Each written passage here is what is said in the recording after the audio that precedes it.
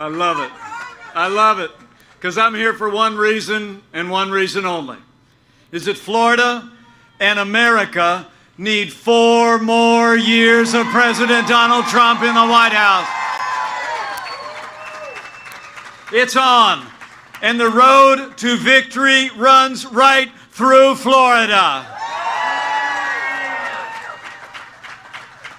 Really is great to be with you all. And if you've got a seat, you can take it. You know, I don't know if you all got to see it, but I was just in Utah the other night. We had a little debate with Kamala Harris.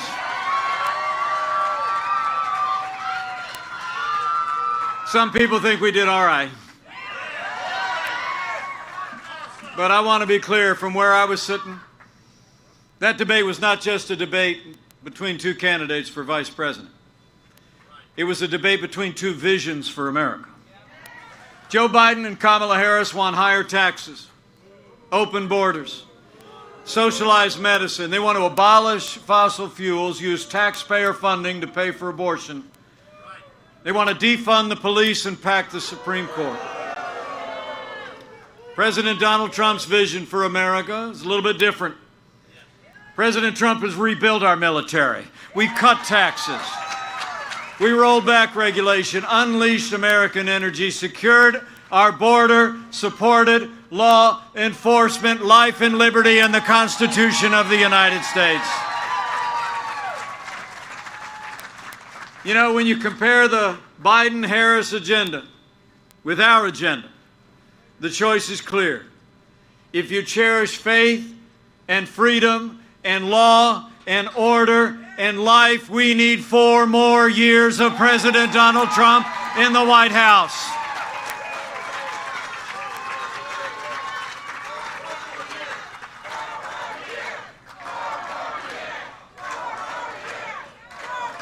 You know, it's amazing to think how far we've come.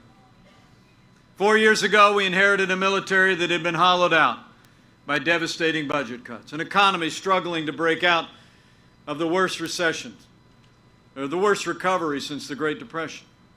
Terrorism was on the rise around the world. We witnessed a steady assault on our most cherished values. But in 3 short years, we rebuilt our military. We restored the arsenal of democracy. And as the proud father of a United States Marine and the father-in-law of a Navy pilot, I couldn't be more proud to tell you, we are finally giving our soldiers, sailors, airmen, Marines, and Coast Guard and Space Force the support that they need to defend this nation.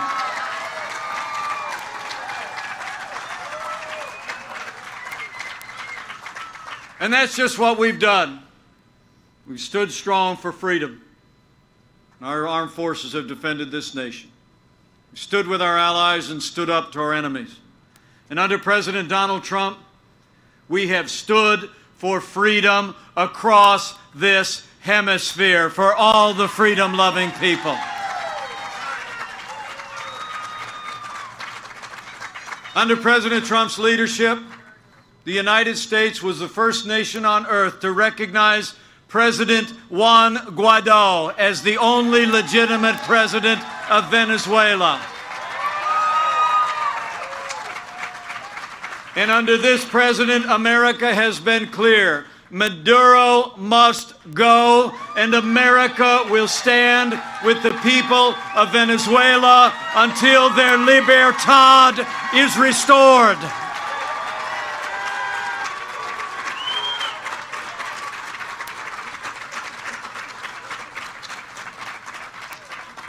And where Joe Biden, as vice president, served in a time when America was appeasing the communist regime in Havana, President Donald Trump kept the promise that he made to Cuban Americans when he reversed the failed policies of the last administration toward Cuba. In this White House, it will always be, que viva Cuba libre.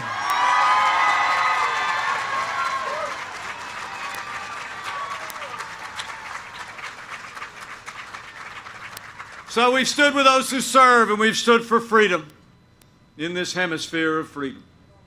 And we've stood every day with all the men and women who have worn the uniform of the United States of America. After years of scandal when Joe Biden was vice president, years of scandal at the VA that literally saw veterans perishing as they waited care, President Donald Trump has passed the most sweeping reforms of the VA in 50 years. We have fired thousands of employees that were not providing the care, and Veterans Choice is now available for every veteran in America.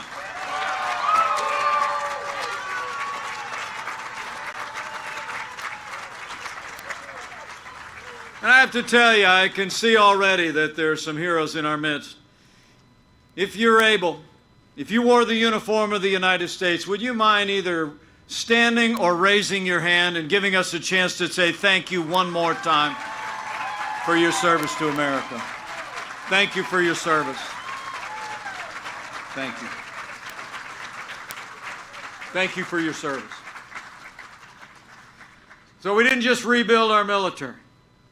I'm proud to report to all of you sitting out in the sun, and I don't know who set up this arrangement.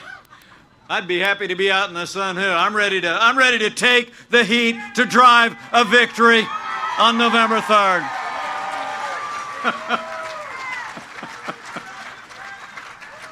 Thank you for being here. We didn't just rebuild our military, but this president from day one revived our economy.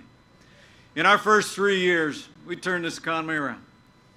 Where Joe Biden wants to raise taxes, President Trump cut taxes across the board for working families and businesses. We rolled back more federal red tape in our first 3 years than any administration in American history. We unleashed American energy. We fought for free and fair trade. And in just 3 short years, businesses large and small created 7 million good-paying jobs, including 500,000 jobs right here in the Sunshine State. I mean, Florida saw its lowest unemployment rate in history, 2.8%. And most important to the president and me, we saw wages rising across the board. And wages were rising most rapidly for hard-working, blue-collar Americans. And as I stand here at this Latinos for Trump gathering, I'm proud to report to you.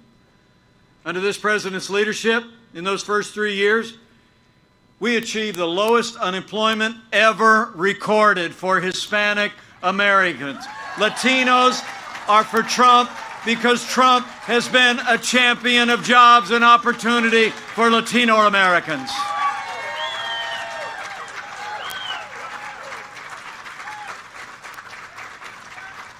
You know, during this National Hispanic Heritage Month, as President Trump said, we know Latinos embody the very best of America's values: commitment to faith, family, to hard work, and the American dream. This past summer, the president established what we called the White House Hispanic Prosperity Initiative to continue to build on the momentum that we've made over the last 3.5 years. You know, when Joe Biden was vice president, less than half of Hispanics owned their own home. But under President Donald Trump, Hispanic home ownership has increased by 11%, and more than half of Hispanics in America are now home owners.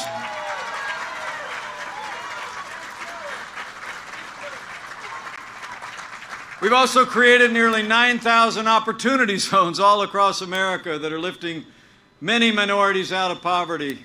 Will have a direct impact on more than 400,000 Hispanics. And right here in Florida, 1.9 million people live in one of the 427 opportunity zones that are attracting billions of dollars of investment that are going to create jobs in our communities all across this state. And here in Florida, where you have the largest school choice program in the country, and 38% of the participants are Hispanic Americans, you all deserve to know Joe Biden and Kamala Harris would end school choice. They want to shut down charter schools. But I promise you, President Donald Trump and I believe that every parent should be able to choose where their children go to school regardless of their income and their area code. And we're going to fight for more school choice for 4 more years.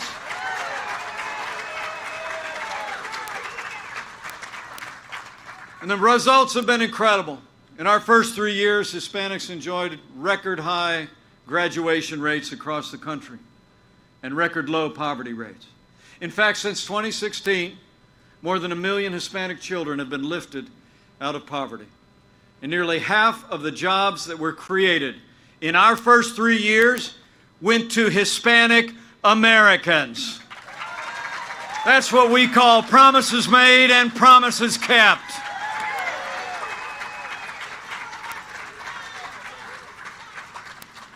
So I'm excited to talk to you about that record and see the enthusiasm today on this cool and breezy day in Florida. And you all are out here today because this president's been keeping his promises. And it's also probably why Puerto Rico Governor Wanda Vazquez-Garcet just endorsed President Donald Trump for re-election as President of the United States.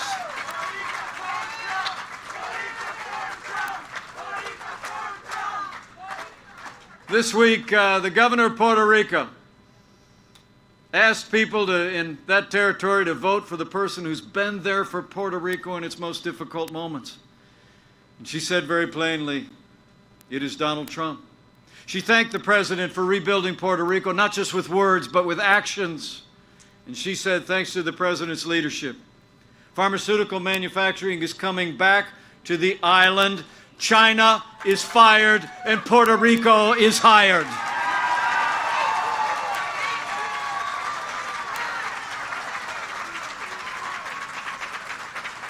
So for Hispanic Americans and every American of every background, we need to re-elect President Donald Trump for 4 more years.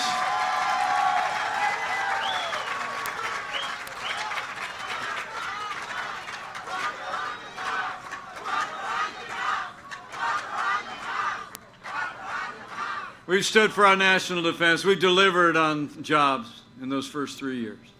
And President Donald Trump has stood every day for the rule of law. As I stand before you today, this president has seen more than 230 conservative judges appointed to our courts at every level, and they are all men and women who will uphold the God-given liberties enshrined in our Constitution, like the freedom of religion, the freedom of speech, and the Second Amendment right to keep and bear arms.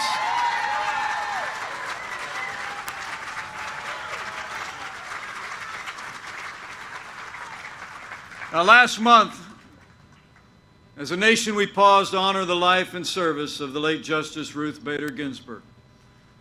But when the memorials were over, President Trump fulfilled his duty under the Constitution of the United States, and he nominated a principled, brilliant, conservative woman who loves the Constitution to the Supreme Court. He nominated Judge Amy Coney Barrett.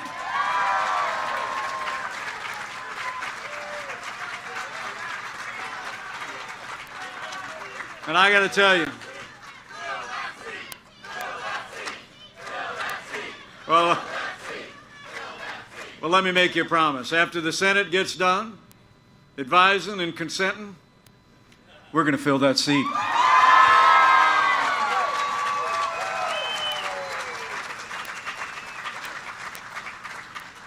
I got to tell you, I'm a big fan of Judge Amy Coney Barrett.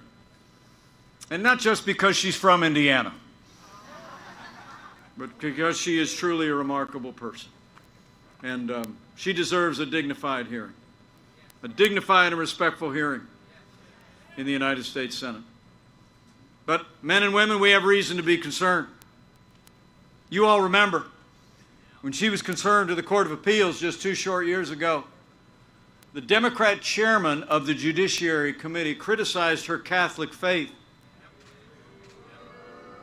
Senator Dianne Feinstein said, quote, "The dogma lives loudly within you." And Hollywood elites have already begun to criticize Judge Barrett and her family for their faith. Well, I got news for the Democrats and their friends in Hollywood. That dogma lives loudly in me. That dogma lives loudly in you. And the right to live, to work, to worship according to the dictates of our faith lives loudly in the Constitution of the United States of America, and these attacks on Judge Amy Coney Barrett's faith must stop.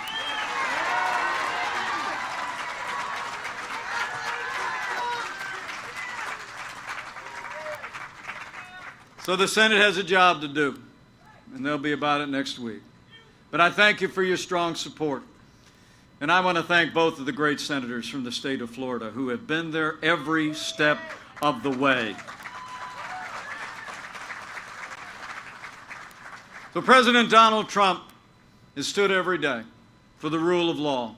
And this president has stood with the men and women who serve on the thin blue line of law enforcement, and we always will.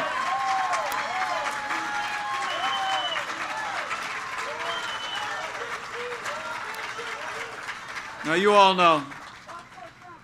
know what the president and I know. The men and women who serve in law enforcement are some of the best people in this country. And I know people at this Latinos for Trump gathering are proud that Hispanic Americans serve in law enforcement at every level, and half of our border agents in America are Hispanic Americans. And those who serve in law enforcement deserve the respect of every American every single day.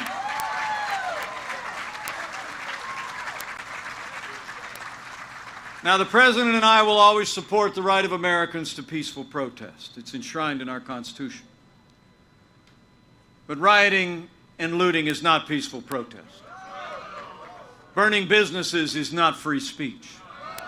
Violence against innocent civilians, the destruction of property, or violence against law enforcement will not be tolerated, and those who do these things will be prosecuted to the fullest extent of the law.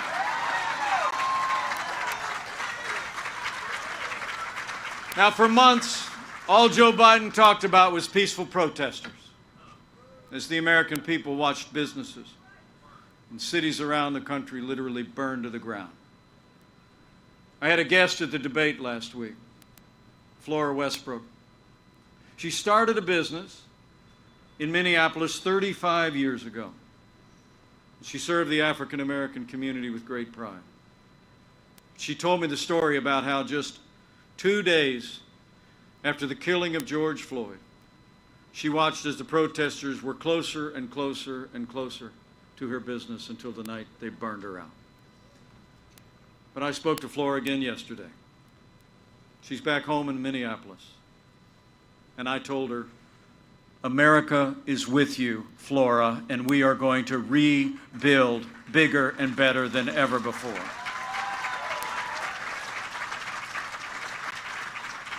You know, the truth is Joe Biden would double down on the very policies that have led to violence in our major cities. I mean, when you start to withdraw support from those who protect and serve, you only embolden those who would do harm to our families. Now, Joe Biden explains it all by saying that, quote, America is systemically racist. And he even said, as Kamala Harris said in our debate the other night, that police have a, quote, implicit bias against minorities. Joe was asked if he supported cutting funding to law enforcement. He said, yes, absolutely. And his running mate recently applauded the decision by the mayor of Los Angeles to cut $150 million from the police budget. Well, I'll make you a promise. Under President Donald Trump, we're not going to defund the police, not now, not ever. We're going to back the blue.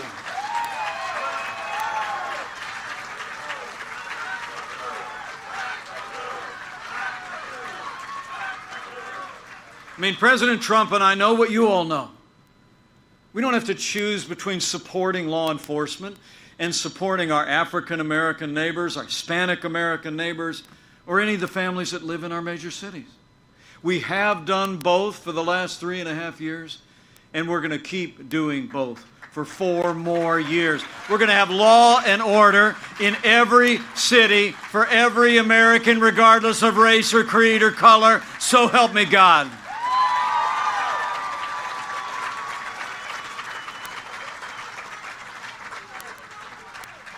So we've stood for the rule of law, for law and order. And from day one, I'm proud to report here at Central Christian University, President Donald Trump has stood every day for the religious freedom of every American of every faith.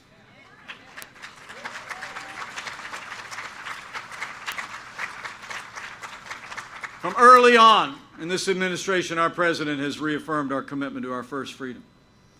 He took action to protect the conscience rights of doctors and nurses and teachers and religious charities. And President Donald Trump ended the assault of the last administration on the Little Sisters of the Poor. And not long ago, the Supreme Court of the United States made it permanent by a 7-2 vote. Now, you all deserve to know that when Joe Biden was vice president, the last administration literally hauled the Little Sisters of the Poor into federal court to force them to compromise their faith, to live under the new mandates of Obamacare. But under this president, I promise you, we've stood for religious liberty every single day, and we're going to keep standing for the freedom of religion of every American of every faith for 4 more years.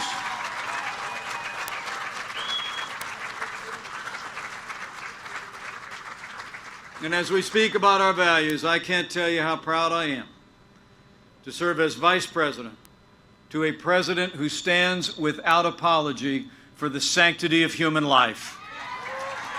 President Donald Trump is the most pro-life president in American history.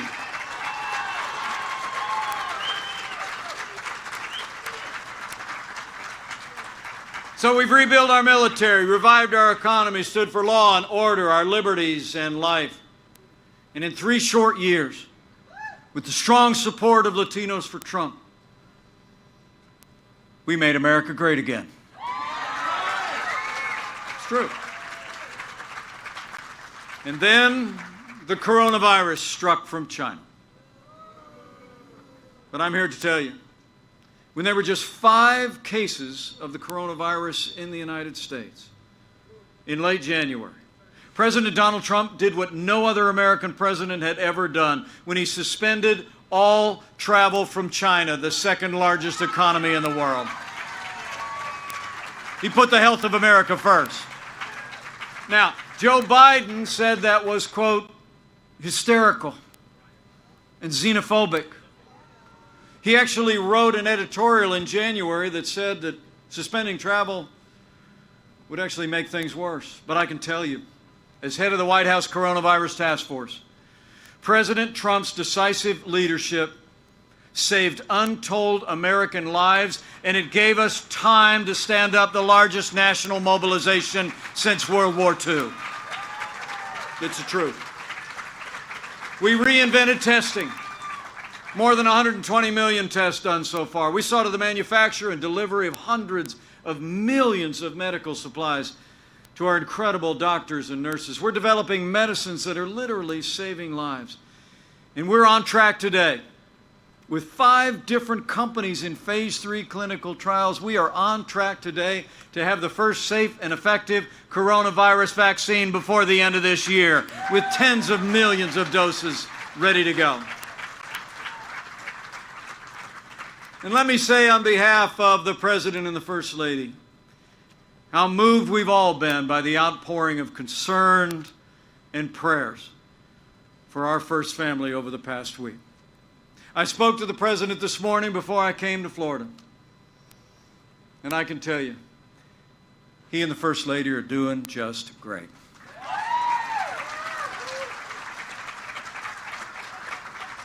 But the President and I both feel the outpouring of concern for them was just emblematic of the love and the concern and the care that's been shown all across this country. And so to all of those that have been impacted by the coronavirus, to families that have suffered loss, you'll always be on our hearts. And can we just take a moment to say thanks to the doctors, the nurses, the first responders, and everyone who's been there to help the American people through this challenging time. They are heroes all.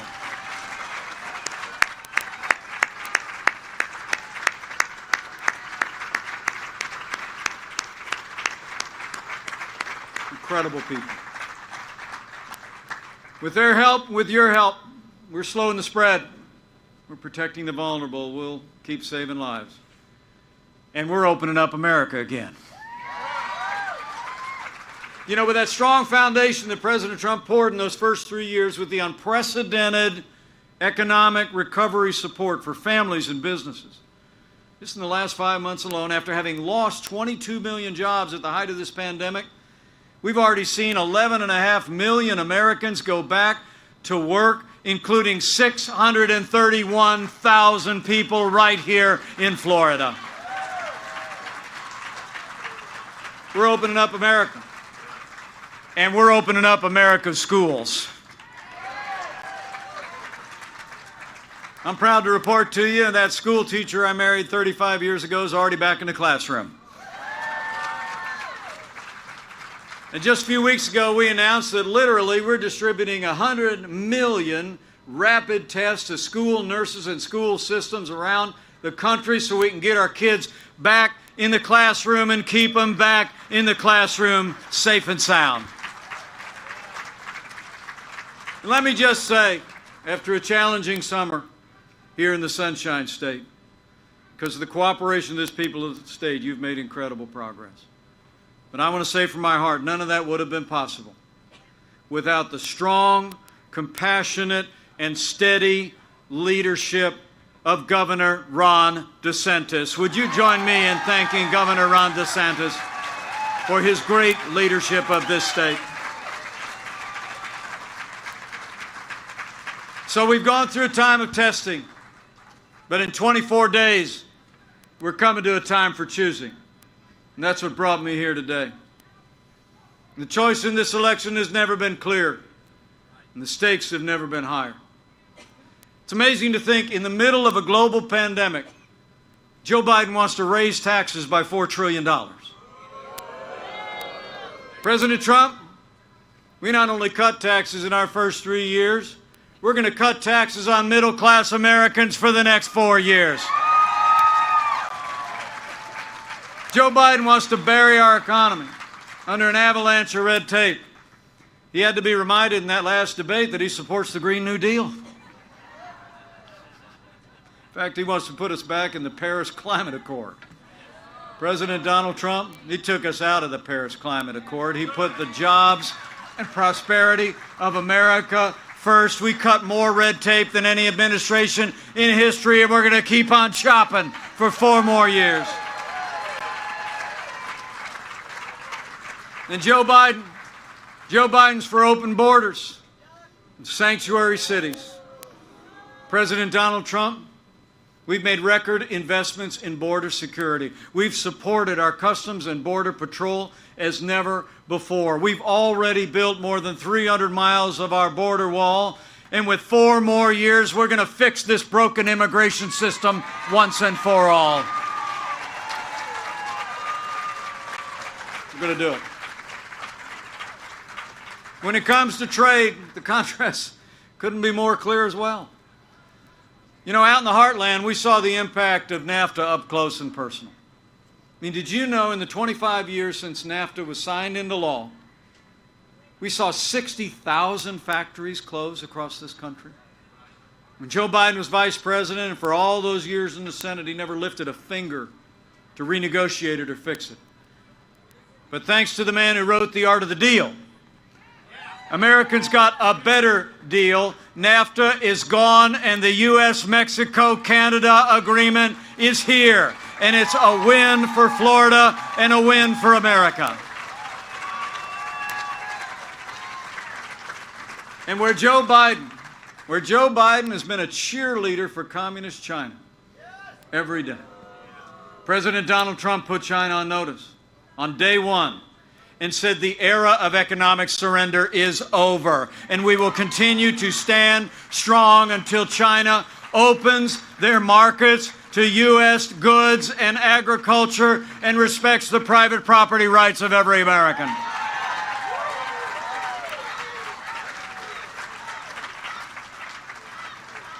And where Joe Biden and Kamala Harris want a government takeover of health care that would put us on an inexorable path to socialized medicine. I mean, did you see Bernie Sanders the other day reminded the country that he'll be writing the health care reform if they win the Senate? I think Latinos for Trump, no better than most.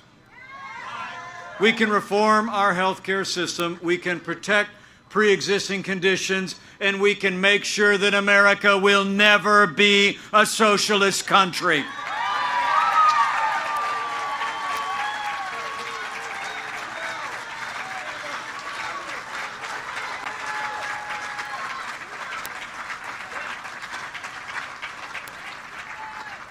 The families in Florida, including the many, many that have fled from countries facing tyranny and oppression and socialism, know that your voice is more important than ever before. And how about Maximo at the Republican National Convention? Wasn't he amazing? He told the story. You know, when you look at their agenda, it's clear. Joe Biden would be nothing more than a Trojan horse for the radical left. I mean, Joe Biden has said that democracy is on the ballot. And I believe our economic recovery is on the ballot. I believe law and order are on the ballot. But I also think there are things much more fundamental and foundational to our country that are on the ballot. In this election, I think it's not just whether America will be more conservative or more liberal, more Republican or more Democrat, more red or more blue. I think the choice in this election is whether America remains America.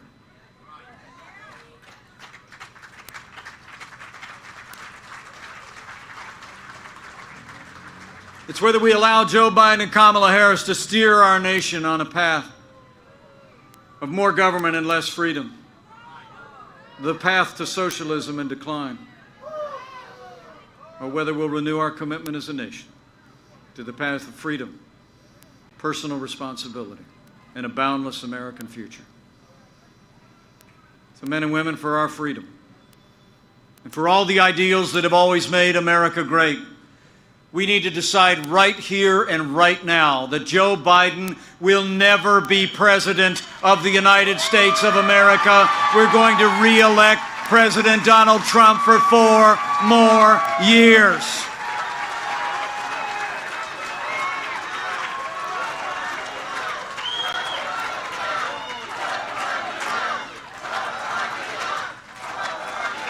Quattro indeed.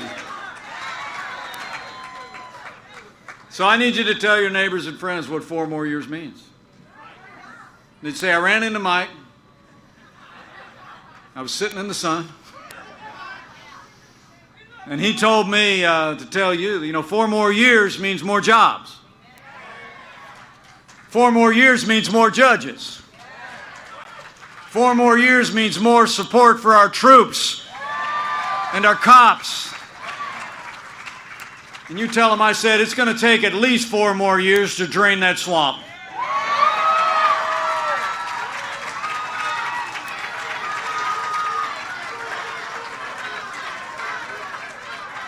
Oh, we're draining it. 4 years ago, a movement was born.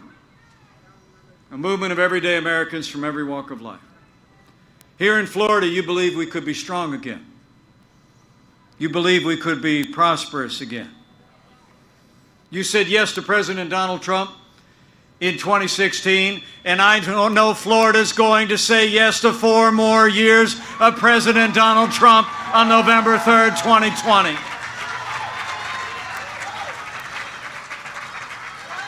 But it's going to take all of us. It's going to take all of us, folks. It's on. It's time to go to work. I've served alongside this president, all of this administration. I've only known him for the last 4 years, but I love you too. Let me tell you, he and I have gotten to be very close friends. I mean, some people think we're a little bit different. But the truth is, I've come to see him when the cameras are off. And I can tell you firsthand, there's never been a day that President Donald Trump, against overwhelming opposition from the Democrats and many of their allies in the media, there's never been a day that President Donald Trump hasn't gotten up to fight to keep the promises that he made to all of you. And now it's our turn to fight for him. It's on, Florida.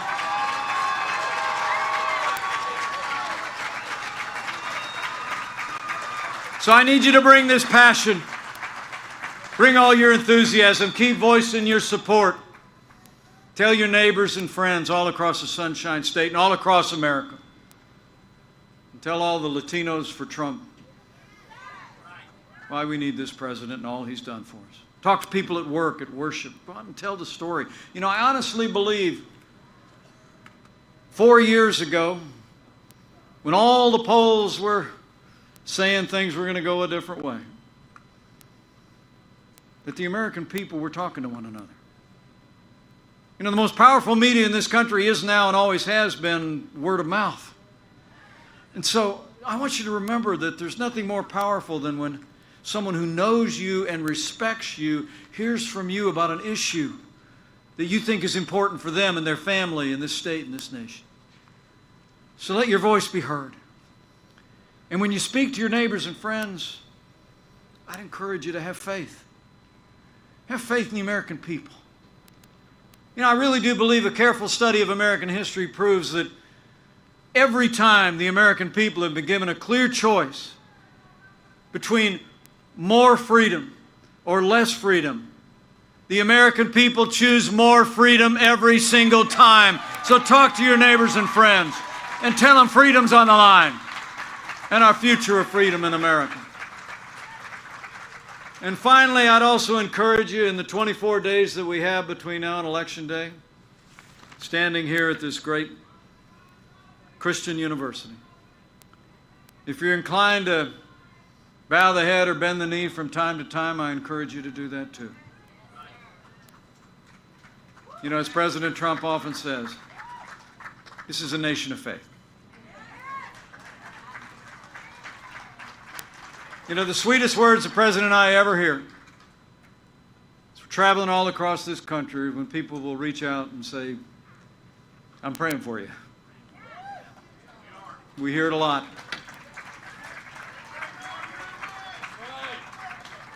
And it's caused me to believe, as I've traveled the nation, that while it looks on television, like I told that little girl, if you saw it down in Utah this week at the debate, I had a question from a little girl that said she was watching television. It seemed like all Americans would do were arguing anymore. I said, I'll always believe that there will always be more that unites us in these United States than could ever divide us, and chief among those things is faith. And so in these challenging times of too much division, in the challenging times as we face this global pandemic and its aftermath, as we rebuild and reopen America, I'd just encourage you to pray for America. Pray for all the American people. And when you pray, pray with confidence that if His people who are called by His name will humble themselves and pray and turn, that He'll do like He's always done in much more challenging times than we could possibly imagine. He'll hear from heaven and He'll heal this land. This one nation, under God, indivisible, with liberty and justice for all. So pray for America, for all the American people. It'll make a difference.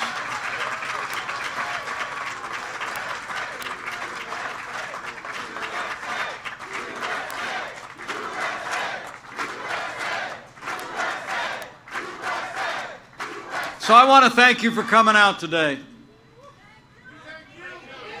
And while I'm at it, thank you for the privilege of serving as your vice president. It's the greatest honor of my life. But I want to be your vice president for 4 more years. But I leave here today with renewed confidence that if all of us do all that we need to do over the next 24 days, with your support, with your voice, to Latinos for Trump and people all across this great state. I know we're going to make Florida and America more prosperous than ever before. I know we're going to make Florida and America safer than ever before. And with a renewed Republican majority in the United States Senate, a new Republican majority in the House of Representatives, with President Donald Trump in the White House for 4 more years, and with God's help, we're going to make America great again, again. Thank you very much, Florida. Let's go get it done. God bless you and God bless America.